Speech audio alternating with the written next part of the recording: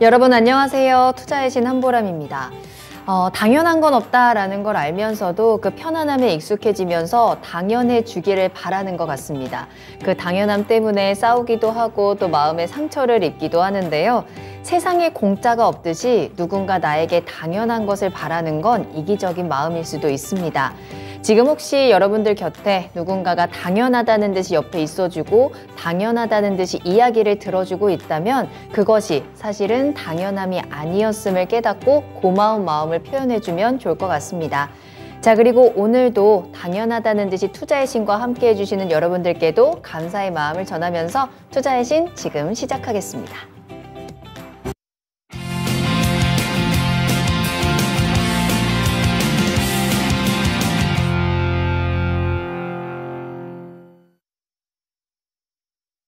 여러분 안녕하세요. 투자의 신에 오신 여러분을 환영합니다. 토마토TV의 투자의 신과 함께 여러분을 투자의 신의 길로 인도해드리는 시간 투자의 신 화요일 1부 시작하겠습니다. 자, 오늘부터 살짝 바뀌었죠? 화요일 1부는요. 명준우 운용형님과 함께합니다. 안녕하십니까? 네, 안녕하세요. 네. 자, 오늘 운용형님과 함께 또 시장에 대한 강의를 들어보는 투자의 신 일부 준비되어 있으니까요. 여러분들 지금부터 다시 한번 또 귀 쫑긋 세우시고 집중해 주시길 바라겠습니다. 자, 이제 오늘 이번 해 거래일도 단 이틀밖에 남지 않았습니다. 자, 연말 우리 시장 어떻게 보내야 하는지 그에 대한 팁들 살펴볼 거고요. 연말 시장을 통해서 내년을 준비하는 꿀팁들까지 함께 전해드릴 테니까요. 오늘 명준우 운용형님의 강의 귀 기울여서 잘 들어주시길 바라겠습니다. 방송 시청하시다가 궁금한 내용들 있으시면 유튜브에 궁금한 내용들 같이 남겨주셔도 좋습니다. 유튜브에 토마토증권통 검색하고 들어오셔서 실시간 채팅창을 통해서 여러분들의 의견을 자유롭게 나눠주시면 되는데요. 채팅창에 강의에 대해서 궁금한 내용들, 시장에 대해서 궁금한 내용들도 함께 남겨주시고요. 강의 들으면서 이런 것들이 있었구나. 여러분들의 의견, 또 여러분들 또 오늘 하루는 어떻게 보내셨는지 같이 이야기 나눠주시길 바라겠습니다. 자, 그리고 종목 진단은 잠시 후에 2부에 시작을 할 테니까요. 궁금하신 종목들도 같이 남겨주시면 저희가 2부에서 종목 진단도 함께 이야기 나눠보도록 할게요. 자, 그러면 오늘 함께 해주시는 분들 또 인사 나누면서 1부를 시작하도록 하겠습니다. 자, 오늘 다르샤님 또 일찍부터 함께 해주고 계시더라고요. 반갑습니다. 반올림 100%님, 벙벙님도 오셨고요. WTN님 잘 오셨어요. 보라맨코 오늘 머리 뒤로 단정하네요 라는 댓글 남겨주셨고, 홍동현 님도 반갑습니다. 철학관 챔피언님 으라차차 가자 라면서 또 인사해 주셨고요. 레제비츠 님도 반가워요. 또 동백꽃 피는 날 님께서도 오늘도 출석이요 하셨고 서당계 1년차 님 그러고 보니까 요 며칠 안 보였던 것 같은데 오늘 출석하셨네요. 끝까지 함께 해주시길 바라겠습니다. 오승 님께서도 출석하면서 인사 나눠주셨네요. 자, 그러면 지금부터는 또 운용형님의 강의를 본격적으로 시작해 보도록 하겠습니다. 자, 운용형님 오늘은 어떤 내용을 이야기 나눠볼까요? 네, 네, 오늘은 이제 연말시장 점검. 네, 연말시장 점검. 네. 이제 정말 딱 이틀 남았는데요. 네네. 맞아요. 네. 네. 특히나 오늘은 이제 배당락일 하루 앞두고 뭐 그래도 빨간불이 들어오기는 했습니다만 이제 연말 시장을 또 어떻게 마무리하느냐에 따라서 내년 시장을 우리가 또 점쳐볼 수 있고 준비할 수 있는 시간들이 될 것 같습니다. 연말 시장 점검에서 우리가 가장 먼저 체크해야 되는 부분은 어떤 게 있을까요? 네, 그에 앞서서 네. 지난 시간에는 지난 시간에는 경제대전망 2 시간이었죠. 2024. 네네. 예, 근데 시장 점검을 거의 한 40분 동안 하다 보니 예, 맞아요. 그쵸. 지난주 주제 내용은 한 15분도 못 봤는데 예, 오늘은 또 주제는 연말시장 점검이지만 지난 시간에 좀 부족했던 부분들을 내용에 이제 설명이 또 이제 추가적으로 들어가야 될 내용들 그거 이제 조금 더 짚고 넘어갈까요? 짚고 넘어간 다음에 연말 현재 시장 점검 해보겠습니다. 좋습니다. 네, 바로 시작할게요. 네네. 네.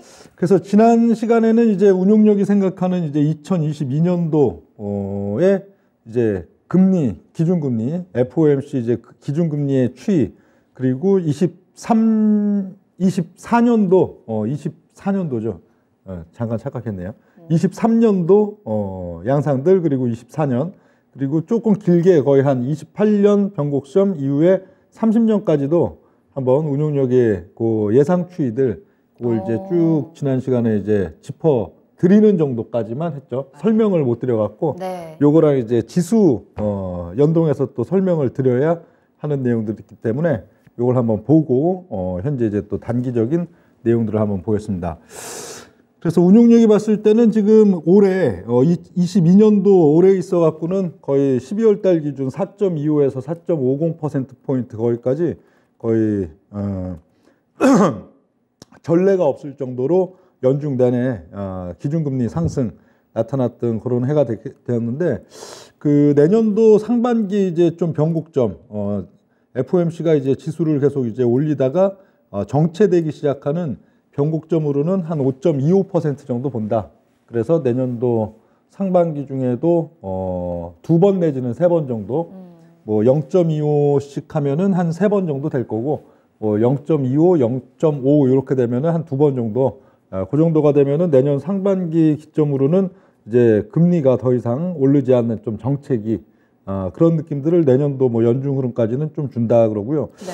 그리고 2024년도 이제 내후년이죠. 내후년이 되면은 금리를 한 두어 차례 정도 두어 차례 내지는 인하를. 3번 인하를 한다. 네. 그래서 그 24년도 상반기, 24년도 하반기 이렇게 가면서 역시 0.25% 정도씩 한 3번을 인하를 하든지 0.25% 그리고 0.50 이렇게 두 차례 인하를 하든지 그 정도 하면은 아마 딱 지금 정도 수준, 지금이 한 4.50% 네, 퍼센트 기준인데 거기서 내년 상반기 5.25까지 조금 더 올라갔다가 다시 이제 내려오는 과정들 거기까지가 24년도 하반기 정도 본다 그랬고 반면에 25년도가 이제 넘어가면은 또 거의 한 해에 한 반기에 거의 한 0.5% 이런 식으로 해갖고 꾸준히 계속 좀 금리가 올라가는 단계들 왜 그러다 다시 보면은 올라요? 예. 이게 한번 정점을 찍고 내려왔으면 계속 이제 다시 한번 금리 인하로 방향을 좀 바꿀 것 같았는데 오히려 더 많이 올라요? 네. 왜 올라요? 지수가 올라가고 또 물가 기조도 조금 잡히는 듯 1, 2년 정도 해도 역시 또 2025년, 6년, 7년, 8년 넘어가면서 거기서는 이제 다시 이제 지수에 있어서는 글로벌이 대세 상승기 거의 한 4년 내지 5년 정도에 걸쳐서 2003년에서 2007년씩, 2008년 이런 식으로 좀 꾸역꾸역 4년에 걸쳐서 4개의 큰 파동 나오면서 대세 상승기 또 만들어지는데 그 대세 상승기의 근원이 금리를 제로 금리로 다시 놓고 그런 가운데 뭐 또 뭐 경기가 갑자기 진작돼서 나오는 그런 양상들보다는 역시 좀 인플레 효과라고 볼 수가 있겠죠. 2009년도 이제 당시 이제 서브프라임 필두로 한 금융위기 당시에 그래도 중장기적인 글로벌 버블, 그러니까 각 국가들이 당시에 이제 재정 문제에 다 빠졌을 때, 그러니까 부채가 워낙 또 이제 2007년, 8년, 9년 넘어오면서 부채가 큰 폭으로 늘어난 부분들 거기에 대해서 긴축으로 갈 거냐, 아니면 중장기적인 버블기로 글로벌 동반해 갖고 이제 유동성을 확충시키면서 그래서 버블을 만들 거냐 하인데. 거기서 사실 결정된 게 버블 쪽이었거든요. 당시 이제 긴축으로 가봐야 어차피 부채가 줄어드는 거 이상으로 자산도 이제 줄어들기 때문에 부채 비율은 더 늘어날 수밖에 없는 그런 문제가 있어서 당시 2008년도 연말, 2009년도 연초 흐름에서 각 국가의 이제 뭐 재무장관 그리고 G20, G7 뭐 재무장관 또 각국 수반들 정상들 맨날 거의 뭐 일주일, 2주일이 멀다 하고선 화상회의 또 이제 오프라인 회의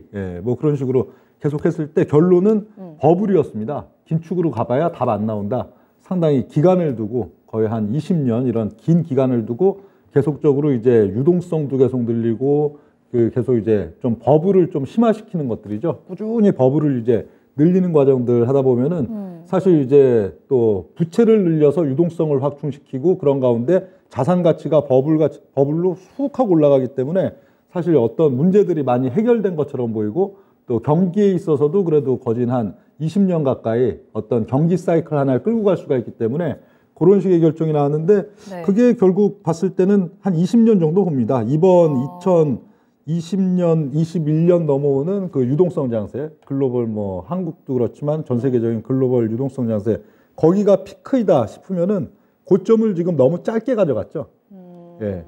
어떻게 보면 이게 대세 상승의 사이클이 거기서 종결되고 이제 꺾여 내려가서 대세하락으로 넘어가는 그런 단계다 했을 때는 네. 그게 지금 보면 길어 보여도 사실 뭐 2021년도 새해 벽두였죠. 21년도 거의 한 1월 11일 정도 그때가 딱 그 유동성 랠리 10개월 유동성 랠리에 정점을 딱 찍은 단계였는데 그러고선 한 6개월 반년 정도 위에서 고가놀이 하다가 그러고 지금 엎어져 있는 단계인데 요걸로 대세가 종결됐다 하기에는 사실 그럼 거의 한 12년 가까이 이렇게 공들여서 어떤 사이클을 만든 게 너무 좀 뭐랄까 이 슈팅이 좀 미진했다고도 볼 수가 있습니다. 한국도 우리 지수 기준으로 한 3,300포인트 정도 한번 쳤었고 네. 미국에 있어서도 지금 뭐 나스닥이나 S&P 다우가 많이 오른 것 같아도 그냥 뭐 이렇게 중장기적인 사이클에 어떤 큰 슈팅까지 일어났다 보기에는 좀 부족한 사이클들이 있거든요. 그래서 오히려 초반부 지금 22년도, 23년도 넘어가는 이 상황들은 사실 또 가격 조정도 있지만 기간 조정도 한 차례 또 이렇게 한 2년 정도 가져가고 그리고 그 이제 24년도 하반기 25년 넘어가는 그런 양상들 속에서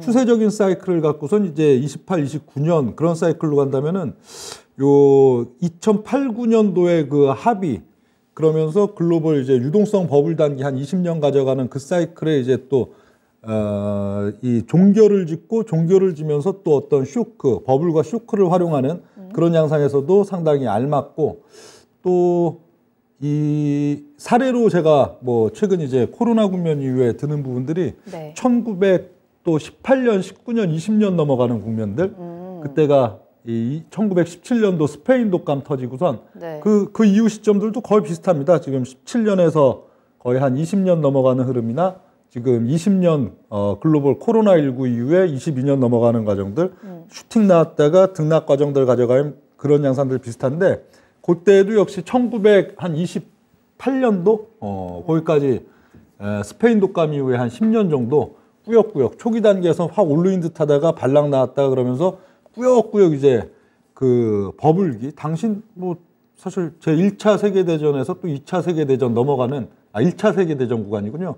그런데도 불구하고 그런 버블 그게 너무 많이 올랐기 때문에 또 1929년에는 경제대공황도 오고 했는데 그거에 대한 이제 거의 뭐 비슷한 복제가 나타나지 않을까. 그래서 100년이 지났는데. 예, 정확히 100년이에요. 네. 우연찮게도 정확히 100년이에요. 그러니까요. 만약에 이게 29년도에 이 운용력이 생각하는 대로 금리 추이도 이렇게 되고 네. 지수도 너무 많이 올랐기 때문에 글로벌이 거기에서 이제 대공황 성격으로 팍 빠지는 양상이 나오면 정확히 100주년이죠. 그러니까요. 예, 경제대공황 100주년 만에 또 경제대공황이 또 100주년 만에 나오는 그 부분이 되겠는데 그럴 가능성이 상당히 높아 보여요. 지금 요 단계에서 예를 들어 이게 금리에 있어서도 다시 뭐 제로금리 쪽으로 이제 천천히 꾸역꾸역 보통 네. 보면은 25년도 이후에는 2.5% 이하로 내려갈 것이다 하는 전망들도 뉴욕에서도 상당히 많긴 많지만 그래 버리면은 좀 죽도 밥도 안 됩니다. 이게 사실 또 인플레 이런 부분들도 현재 꼭 단순히 이제 뭐 경기 효과라고만 보기는 또 그런 면들이 있거든요. 어느 정도 인플레를 상당히 방조하거나 방관하는 그리고 그걸 오히려 또 인플레 상황들을 어느 정도 좀 이렇게 조장까지는 아니어도 좀 이렇게 만드는 그런 양상들이 인위적으로도 있는 게 지금 2020년대인데 여기서 다시 감소 이걸로 간다면은 이렇기 때문에 지수가 더 좋아진다 그것보다는 죽도 밥도 아닌 상황. 이게 시장이 가지도 못하고 경기가 진작되지도 못하고 그렇다고 어떤 뭐 시장의 트렌드들이 항상 보면은 5년이나 10년 이런 큰 뭐 이제 버블의 단계, 쇼크의 단계들이 그 이후에 놓고 보면은 뭐 경제적인 의미 또 역사적인 의미들도 있는데 이런 죽도밥도 안 되는 반면에 이 24년, 25년 이후 거기에선 한 2년 정도의 금리 침체 내지는 약간의 조정 기간 이후에 다시 이제 또 버블과 인플레이션 심화 그리고 금리에 있어서도 계속 예를 들어 이제 26년, 27년, 28년으로 넘어가면서 글로벌 지수도 막 벙벙벙 뜨고 상품 가치 이런 거 뭐 유가 이런 것도 막 벙벙벙 떠나가고 그리고 금리도 오히려 이제 5.25 이런 데가 한 2년 정도 갇히고 거기서 좀 눌렸기 때문에 이 상단으로 봤는데 뭐 5.5%대 후반 6%대 막 이런 식으로 슬금슬금 넘어가면은 글로벌 대중 투자자들이 2027, 28년에 가서는 또 뭘 할 수밖에 없을까요? 예. 빚을 내서라도 투자를 할 수밖에 없겠죠. 들어가야죠. 그렇죠. 네. 이게 계속 그냥 금리도 올라가고 물가도 올라가고 모든 게 올라가 있는데 뭐 현금을 쥐고선 있겠다? 이럴 수가 없는 단계가 된단 말이에요. 그러면 항상 버블과 쇼크의 단계에서 그 또 정점을 향해 가는 단계에 대중들이 유동성을 갖고 혹은 막 대출을 일으켜서라도 주식을 사러 들어오고 뭔가를 사러 들어오고 계속 위험성 자산에 투자하려고 하는 그 기조가 또 나타나면은 당연히 버블이 더 거기서 또 확장이 되겠죠.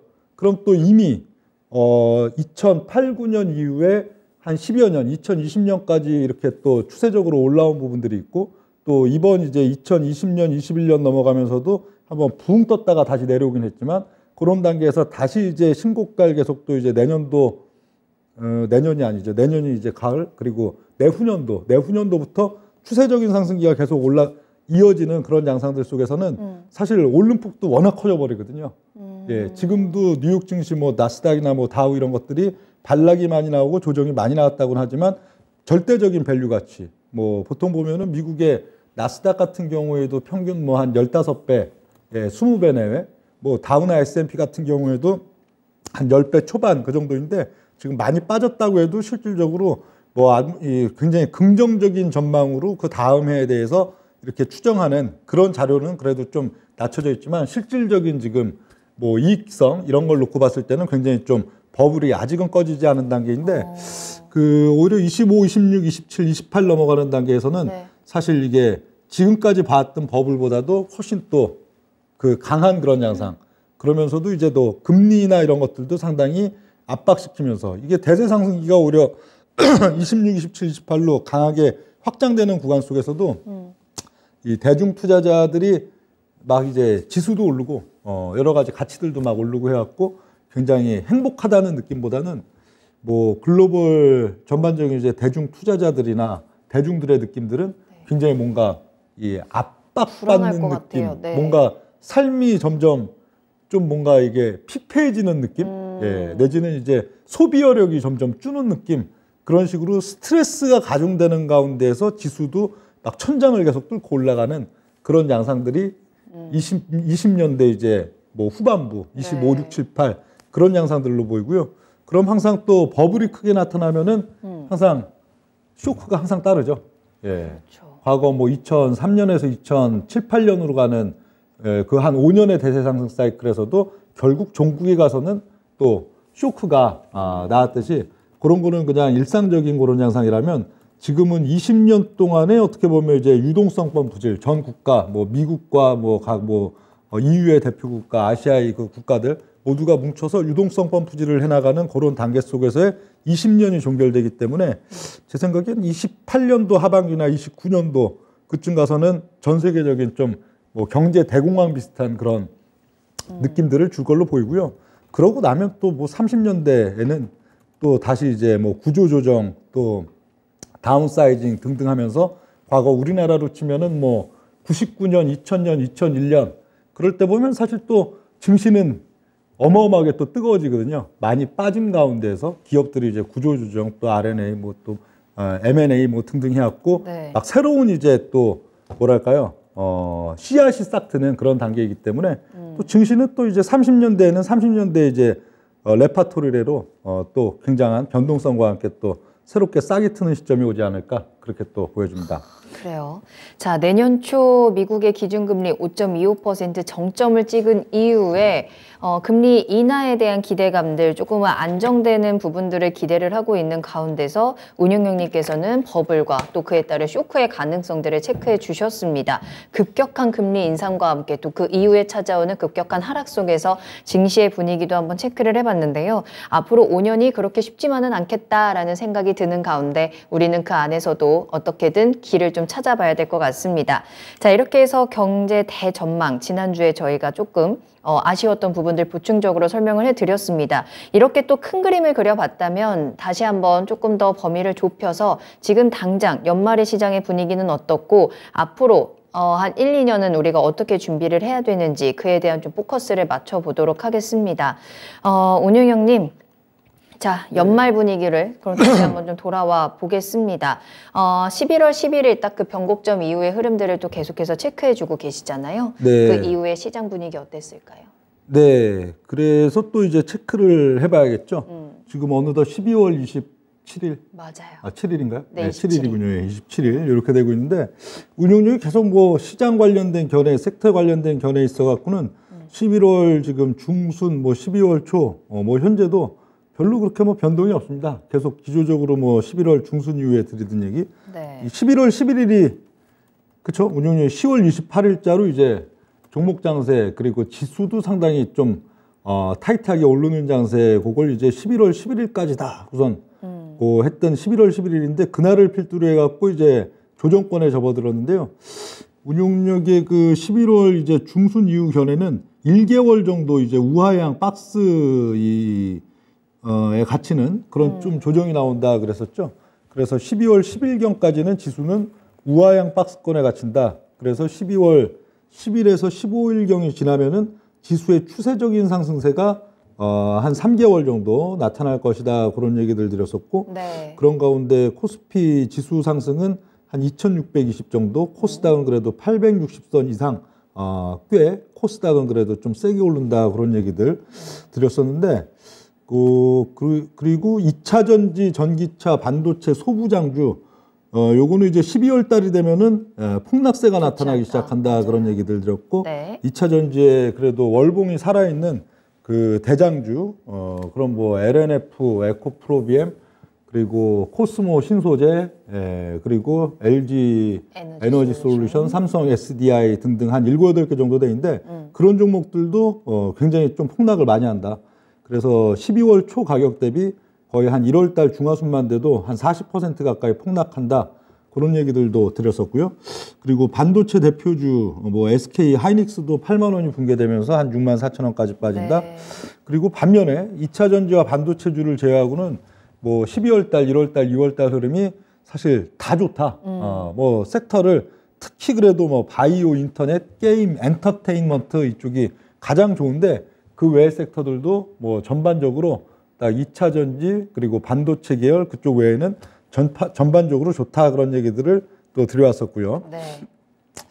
그리고 여기 이제 12월 이제 한 10일경 정도 거기서는 2차 전지가 꾸역꾸역 내리다가 장대 음봉이 크게 터지기 시작할 때부터 이제 바이오 인터, 게임 엔터가 추세적인 급등이 시작돼 있는데 그래서 뭐 2차 전지, 반도체, 소부장 이런 쪽 갖고 계신 분들 중에 눈치가 빠른 분은 12월 달에 그걸 이제 던지고 나와서 바이오 인터, 게임 엔터나 이래 여타 섹터로 이제 옮겨가고 눈치가 중간쯤 되는 분은 1월 달 그리고 눈치가 가장 늦은 분들은 이제 2차 전지 반도체 소부장은 단기적으로 2, 3개월 빠질 게 다 빠진 이제 2월 달 가서 거기서 이제 또 손절을 치고선 또 여타 섹터로 넘어가게 되는 그런 양상들이 똑같이 반복된다. 이런 얘기들을 드렸는데 갑자기 궁금한 게 네. 그러면 2월까지 이제 2차 전지 반도체 소부장이 쭉 빠지고 그 이후부터는 약간의 반등이 나올 수도 있는 거잖아요. 반등이야. 그 2월 달, 3월 달 이전 시점에도 2차 전지 지금도 벌써 한 12월 달만 해도 20% 이상 막 급락이 나왔는데 많이 빠졌으니까 반등은 또 나오겠죠.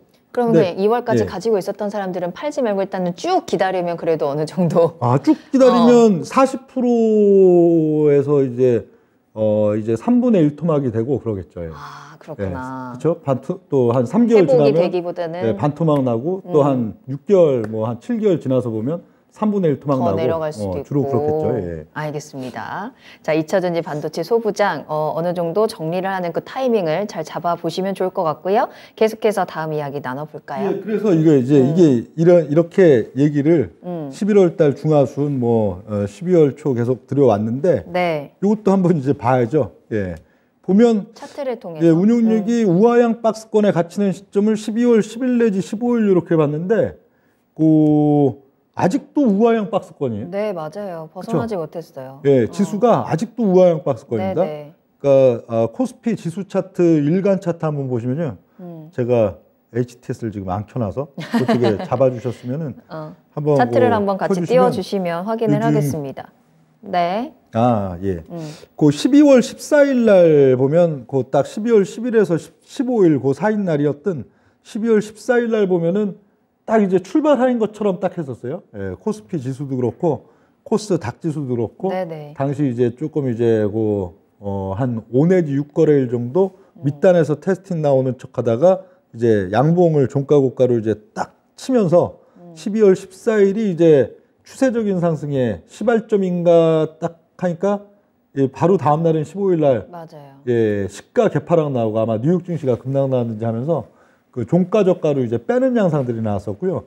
그러고 또 지난주 양상에서도 22일 날인가? 22일 날인가가 또 그 밑에서 한 단계 조금 한 30포인트 아래에서 이제 한 4, 5거래일 정도 또 빈둥거리다가 종가 고가로 딱 모양 잡고 이제 출발하는 척 보였던 게 22일인가 그랬는데 그러고는 예, 저렇게 보면 잘 안 보이고 이게 좀 개수를 넓게 예, 뭐 11월부터 시작해서 예, 조금 더 이렇게 좀 타이트하게. 크게 요래야 좋아요. 조금 이제 모양이 이제 잘 보이죠. 네. 그렇죠. 저기 이제 쭉 우하향 이제 하다가 그 처음 저기 예, 장대 양봉하고 있는 날이 14일이고요. 그리고 그 다음에 이제 쓱 빼놓고 한 5거래일 정도 빈둥거리다가 종가고 가면서 이제는 출발이야 하는 척한 날이 22일 날인데 그러고도 똑같이 예, 14일 날과 마찬가지로 다음 날 또 종가 저가로 가는 이제 음봉해갖고 지수 저점을 조금 낮춰놨었죠. 그리고는 이제 어제 오늘 이렇게 하면서 오늘 종가 기준으로는 또 마찬가지 보조지표 시그널들도 보면은 그 14, 22 오늘 여기 보면은 딱 모양은 또 만들어놨어요. 그러니까 지금 한 보름도 안 된 날짜 사이에 세 번째죠. 그러니까 아직은 여전히 우하향 박스권인데 요걸 이제 탈피하고 밀고 올라갈 것이냐 하는 포인트인데 그 내일은 네. 근데 오늘도 또 마찬가지죠. 직전 14일이나 22일 날이 다 그 다음 날 이제 개파락이 나오고 종가 저가로 이제 빠지는 양상들이 나타났었는데 내일도 기본적으로는 개파락이 나오는 날이잖아요. 배당락. 그렇죠. 배당락이 때문에. 있으니까. 네. 예. 그러니까 오늘 밤 뭐 뉴욕 증시가 아주 뭐 변동성이 크게 뭐 오른다 이게 아니면은 개파락은 나오는 날인데 내일의 포인트는 그거죠. 내일은 개파락은 어차피 나오긴 나올 건데 예, 이전 14일, 22일과는 달리 예, 종가로 가면서 올려붙이거나 오히려 또 배당락 나오는 날들 보면은 보통 그 종가가 플러스 전환해서 끝나는 날들도 많죠. 최근 보면은 뭐 배당락이 뭐 코스피 기준으로 뭐 25포인트, 뭐 30포인트 이 정도에서 배당락 지수 빠지고선 출발을 했는데 종가에서는 오히려 뭐 플러스 내지는 올려붙이고 그럼 종목들이 사실 배당은 배당대로 받고 예, 또 이제 종목 시세에 있어서 배당락 손실은 하나도 안 보고 그런 경우들이 되는데 그런 양상이 나타나는가 하는 게 현재 포인트인데요. 그럴 가능성이 충분히 많이 있다고 봅니다. 현재 그래도 뭐 1월 달에 지수가 아주 탄력적으로 오르기는 어렵겠죠.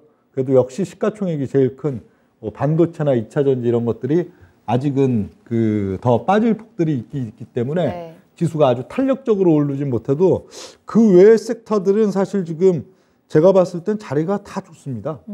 심지어 여기 뭐 바이오나 뭐 엔터테인먼트, 인터넷, 게임 이런 가장 운용력이 대장으로 지목했던 것 외에도 지금 뭐 중국 관련 종목들이 또 워낙에 강하고 중국 관련이 화장품이라든지 이제 문이 열리니까 그쵸, 소비주 네. 예. 소비주 쪽 소비주 쪽들도 네. 뭐 그쪽도 괜찮다 계속 그런 얘기들은 드렸는데 심지어 오늘자로 보면은 뭐 아주 무거운 것들 막 철강, 건설 이런 거 보면은 12월 달 보면 거의 막 그냥 뭐 올랐다 내렸다 하면서 사실 오르지도 않고 내리지도 않은 그런 지금 위치들인데 뭐 철강이나 건설 또 뭐가 있을까요? 그쵸 그런 뭐 유통 소비 그쪽 뭐 뿐만 아니고 저쪽 뭐 금융? 예, 그쵸 금융 예 은행주나 증권주 그리고 뭐 통신 뭐 등등 해갖고 사실 뭐 대부분 섹터들 지금 종목들이 이제 뭐 올해가 이틀뿐이 안 남았지만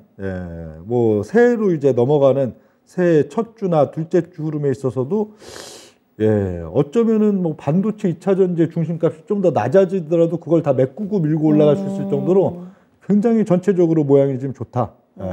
물론 그 중에서도 좋은 건 뭐 역시 바이오, 인터넷, 게임, 엔터 이런 쪽이지만 네. 그 외의 섹터들도 사실 지금 굉장히 자리가 좋고 힘이 응축돼 있는 시점들이다. 그렇게 보이기 때문에 여전히 1월달 전망 좋게 봅니다.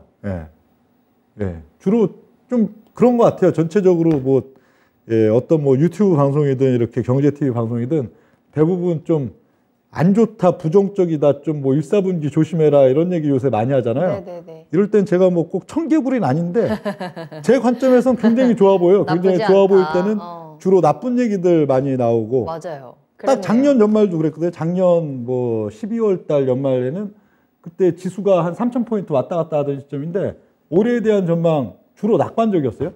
예, 굉장히 전반적으로 뭐 올해도 뭐 유동성 랠리는 뭐 계속 뭐 확장되고 뭐 좋다 뭐 당시도 뭐 이제 빅스텝 얘기도 나오고 저강한 단계인데 그 3,300에서 3,000 빠진 거를 건전한 조정으로 대부분 생각하고 굉장히 상승에 대한 그런 또 2022년도 연중흐름에서는 고점을 뚫고 올라갈 거라 그런 뭐 의견들이 많았는데 결과는 올해 뭐 연중 내내 대세 하락이었죠. 네, 맞아요. 지금 시점은 운용률 봤을 때 전반적으로 종목들이 괜찮아요. 최소 뭐 연초 뭐 1, 2월 충분히 그래도 랠리기 특히 뭐 지수는 그래도 크게 치고 올라갈 거를 오히려 억제한다고 해도 2차 전지나 반도체 이런 시가총액 큰 것들이 그렇다고 해도 1, 2월 흐름이 상당히 그래도 뭐 흔히 얘기하는 신년 랠리는 지수를 얘기하는 거라 그렇지만 우리들이 이 섹터나 종목들 투자하는 데 있어서는 굉장히 유용하고 또 탄력이 좋을 시점들이 지금 다가온다, 코앞에 있다 그렇게 좀 보여집니다. 자, 1월 시장 조금씩 그래도 지수는 다시 한번 위쪽으로 좀 갈아볼 가능성들을 체크해 주셨어요. 특히나 코스피는 2620, 코스닥은 조금 더 탄력이 나오면서 크게는 920선까지도 지금 체크를 해 주셨거든요. 자, 그 가운데서 중요한 건 내가 가지고 있는 종목이 섹터가 어느 쪽이냐. 반도체나 2차 전지, 소부장 쪽이 아니라면 이러한 상승을 조금 더 같이 누려볼 수 있을 것 같습니다. 자, 그럼 지금부터는 이런 섹터별로 또 중요한 종목들별로 해서 차트를 확인해 보면서 어떻게 대응을 하면 좋은지 좀 체크를 해봐야 될 것 같은데 일단 가장 먼저 2차 전지입니다. LNF에 대해서는 정말 또 큰 폭으로 빠지는 가능성을 체크해 주셨는데 LNF 역시나 지금도 계속해서 좀 하락하고는 있어요. 네, 그 LNF 있어서는 거진 12월 초 가격 대비로 한 40% 가까이, 그러니까 당시 가격이 한 22만 원 좀 넘는 가격이었으니까 한 13만 원 정도, 13, 14까지도 뭐 그다지 멀지 않은 시점, 3개월 이내 짧은 시점들 거기서 이제 치러 간다 그런 얘기들을 드렸는데 네. 역시 12월 달이 딱 되니까 12월 1일 12월 달 딱 시작하자마자부터 빠졌죠. 그러더니 어느덧 그래도 한 20% 가까이 빠졌습니다. 그러니까 빠질 폭에 일단 단기적으로 빠질 폭에 한 절반 정도는 지금 빠져 있다 볼 수가 있겠는데요. 현재가 18만 5천 원이니까 그쵸 대략 딱 한 20% 정도 중간 정도 지금 빠져 있는 현재 시점들이 되는데 그 요런 것들이 사실 그렇습니다. 이게 뭐 단기적으로만 뭐 빠지고 말면 뭐 또 뭐 그냥 버틴다 저거 하지만 요거 이제 지난달에도 요 LNF나 2차 전지의 12월 달부터의 폭락 얘기 드릴 때 이게 중장기 사이클 그러니까 이게 2020년도 거의 한 8월 달, 9월 달 거기부터 이제 대세 상승기가 1차적인 상승기 이게 작아 보여도 굉장히 큰 겁니다. 밑에서 올라오는 거기 때문에 또 뭐 3차, 4차 그러면서 이제 슈팅을 강하게 준 게 작년도 가을 달이었고 작년에 가을이었고 거의 한 1년 2개월 동안에 고점부에서 일종의 고가 놀이가 되겠죠.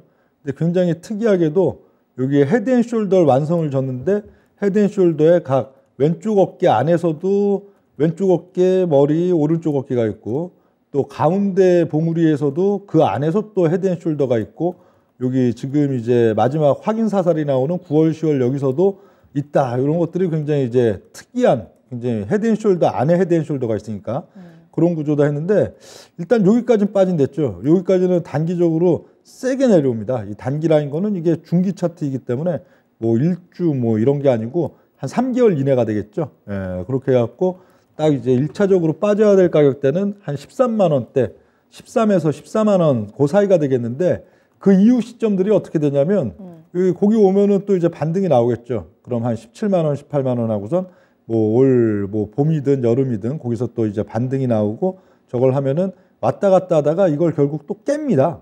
결국에 가서는 올 뭐 또 가을이나 이런 시점들 요걸 깨고 결국 밸류적으로 굉장히 이 뭐랄까요? 지금 이 뭔가 과한 부분들이 다 소진된 거품이 쫙 빠진 그 정도까지 이제 빠지고 나야 그러고 나면 이제 1년 내지 1년 반 정도 지수는 먼저 돌아나가더라도 바닥에서 이제 물량 받는 작업들 그걸 이제 거치고 나서 한 내후년 정도는 돼야겠죠. 내후년 하반기나 그 정도가 돼야 거기서 이제 이게 계속적으로 기업 가치가 좋아지고 또 성장성이 과거 얘기했었던 뭐 2023년, 24년, 25년도에 이런 식으로 이익이 확장될 것이다.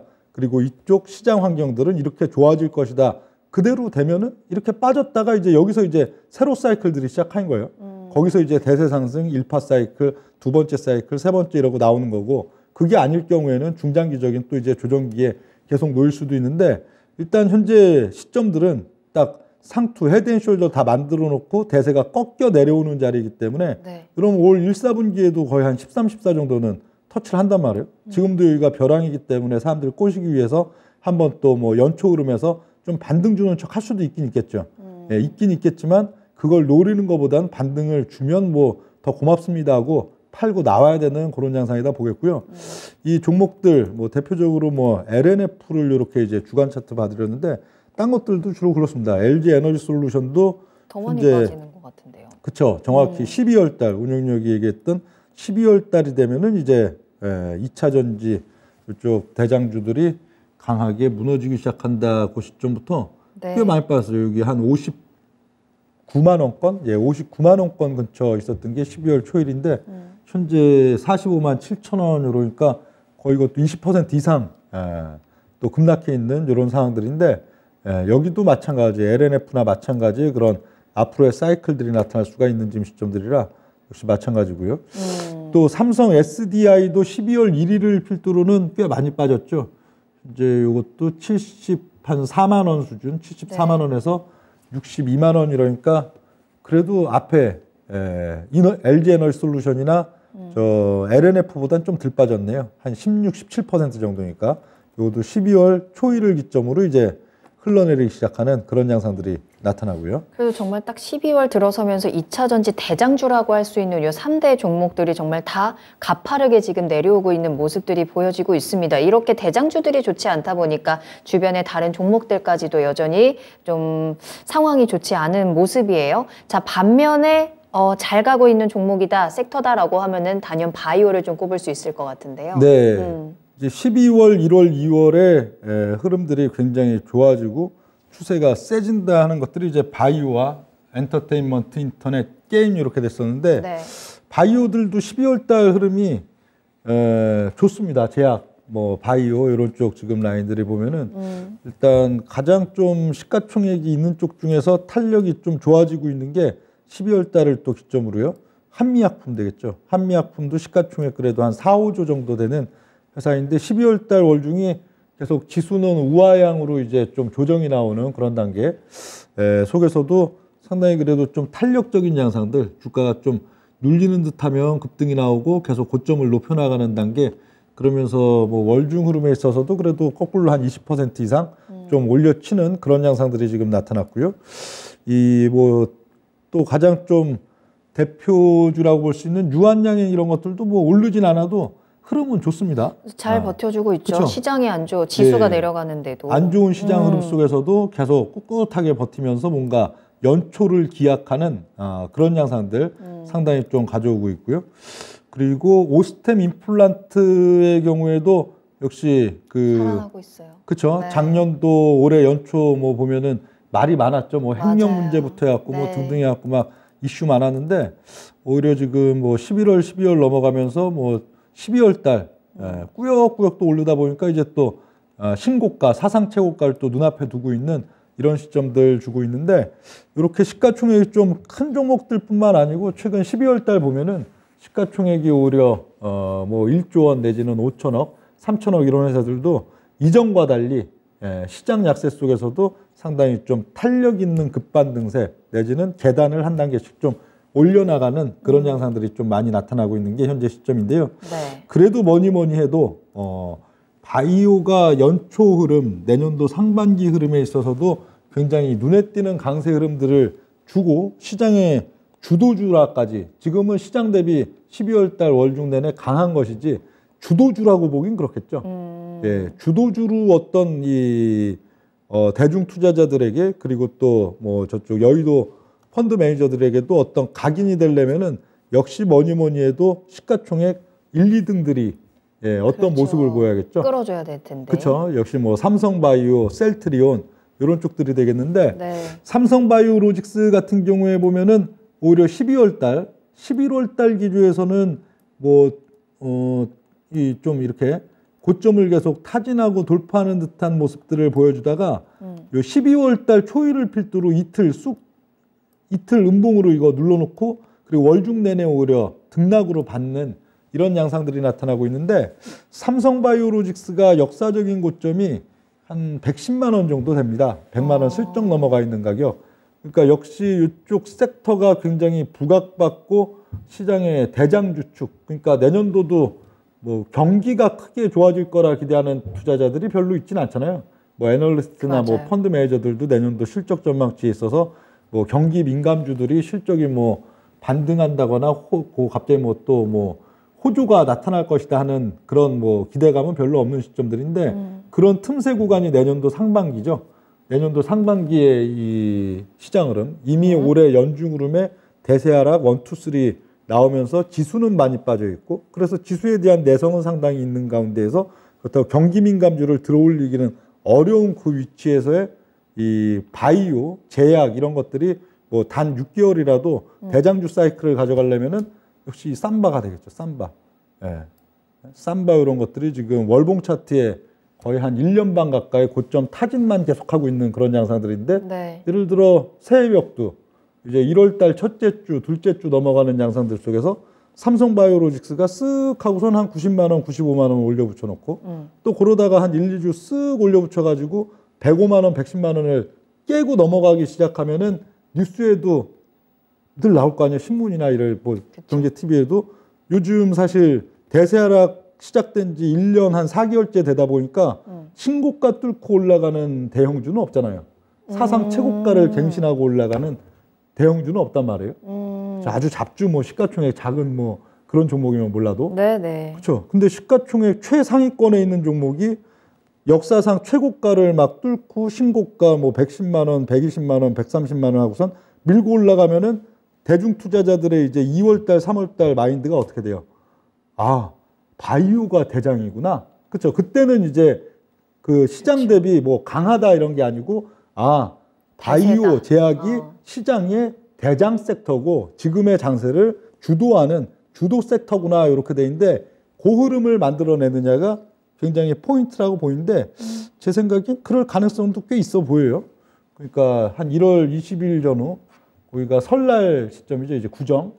예, 그 전후 시점에 삼성바이오를 신고가를 뚫고 넘어가면서 오히려 2월 달, 3월 달 기조 계속 뭐 삼성바이오를 뭐 115만 원 돌파, 뭐 120만 원 돌파, 130만 원 돌파 그런 뉴스를 계속 나오면서 그러면은 이게 미국도 사실 그렇잖아요. 미국도 지금 빅테크 종목이니 또 여러 그 과거 이제 20년, 21년 넘어갈 때 유동성 장세를 주도했던 종목들 다 뭐 5분의 1 토막, 7분의 1 토막 다 그냥 뭐 늘어져 있는데 유독 그래도 신고가, 사상 최고가가 그래도 대형주 안에서도 나오는 것들이 제약이잖아요, 제약. 그렇죠. 예. 네. 근데 한국도 삼바가 그런 이제 1월 달 중하순 흐름에서 사상 최고가를 돌파해 나가는 양상들을 가져간다면은 한국에 있어서도 뭐 내년도 한 상반기 정도 한 6개월 정도는 충분히 바이오주의 이 뭐랄까 바이오 제약주 이런 것들이 시장의 대세와 주도로 굳어지는 그런 양상들도 그다지 어렵진 않다. 그렇게 좀 보여지고요.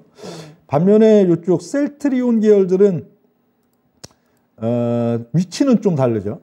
셀트리온이나 셀트리온 헬스케어 이런 것들은 거의 직전 고점 대비 한 절반 가격 그렇게 많이 눌려 있는 단계이기 때문에 삼바처럼 이제 신고가를 막 밀고 올라가는 그런 흐름들이 나오기는 좀 어려운데 그래도 여기도 굉장히 괜찮습니다. 여기도 지금 12월 달 월중 흐름에 있어서는 그냥 계속 빈둥만 거리고 있죠. 예. 예? 오르는 듯 또 올린 게 아니고 내리는 듯 내린 게 아니고 계속 빈둥대는 양상들인데 이쪽 셀트 이런 것들도 삼바처럼 뭐 1월 달 중순 중하순에 뭐 사상 최고가를 막 뚫고 넘어가고 그런 양상들은 못 돼도 네. 충분히 그래도 그 연초 흐름들 뭐 1, 4분기 흐름들에 있어서 낙폭을 기반으로 한 상승 목표치들은 그래도 한 40% 이상씩도 충분히 보이기는 하기 때문에 역시 그 신고가를 뚫고 올라가는 종목들 막 삼바가 1월 20일 전후로 사상 최고가 돌파 그럼 이제 또 그 뭐 유한양행이나 이런 것들도 보면은 사실 한 20%만 올라가면 사상 최고가거든요.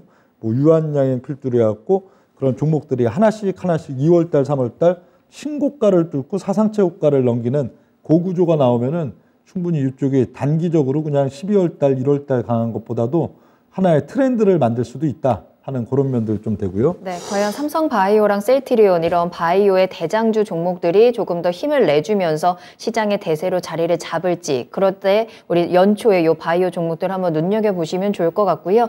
운영위원님 이제 한 시간 5분 정도 남았습니다. 우리 네. 인터넷, 게임, 엔터 요 종목들도 한번 살펴봐야 되는데 조금 빠르게 짚어볼까요? 네네.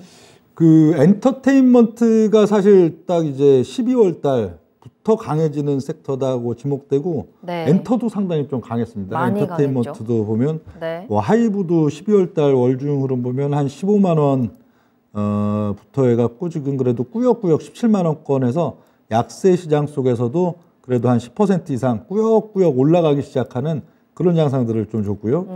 그리고 뭐 스튜디오 드래곤 이런 것들도 뭐 막상 오른 날수 자체는 뭐 그렇게 많진 않아도 12월 달을 필두로 해갖고는 역시 시장 대비 굉장히 강한 모양들 근그래도 한 20% 정도는 올려놓고도 안 무너지고 또 이렇게 버티고 지금 오히려 다음 단계 또 기다리고 있는 이런 단계가 되기 때문에 네. 엔터는 상당히 엔터도 좀 강했는데 CJ ENM 이런 것들도 뭐 만성적으로 굉장히 좀 그 변동성도 약하고 주가가 희마리가 없는 종목인데 이 12월 달 들어와서는 그래도 꽤 많이 올랐죠. 주가도 많이 오르고 굉장히 급등세 나타나는 날도 많이 나타나고 그런 양상. 근데 거꾸로 운용력이 봤을 때는 이 엔터주는 오히려 새해 벽도 들어서도 1, 2주 정도는 좀 쉴 것 같아요. 12월이 그래요? 워낙 강했기 때문에 네네네. 12월이 워낙 강했고 그러면은 저 요 단계에서 새해 벽도 흐름은 오히려 조금 12월 달 중하순을 그래도 응축하고 힘을 이렇게 모으던 종목을 좀 강하게 치고 올라갈 것 같고 엔터는 좀 1, 2주 정도 좀 쉬는 구간들 나올 것 같고요. 예, 올라도 1월 달 중순 이후에 다시 이제 또 새로운 계단을 만들어 갈 걸로 보이고 반면 게임들은 조금 약했죠. 게임들은 뭐 NC 소프트도 뭐 그렇게 약한 건 아닌데 뭐 이 12월 초일 가격 대비로 약간 아래 음봉 하나 맞고선 계속 이렇게 좀 빈둥빈둥하는 양상들 나타났었고 또 펄어비스 이런 것들도 계속 그냥 뭐 오르는 척 내리는 척 오르는 척 내리는 척 오르는 척 내리는 척 요렇게만 하고 있는 현재 시점들 되겠는데 네.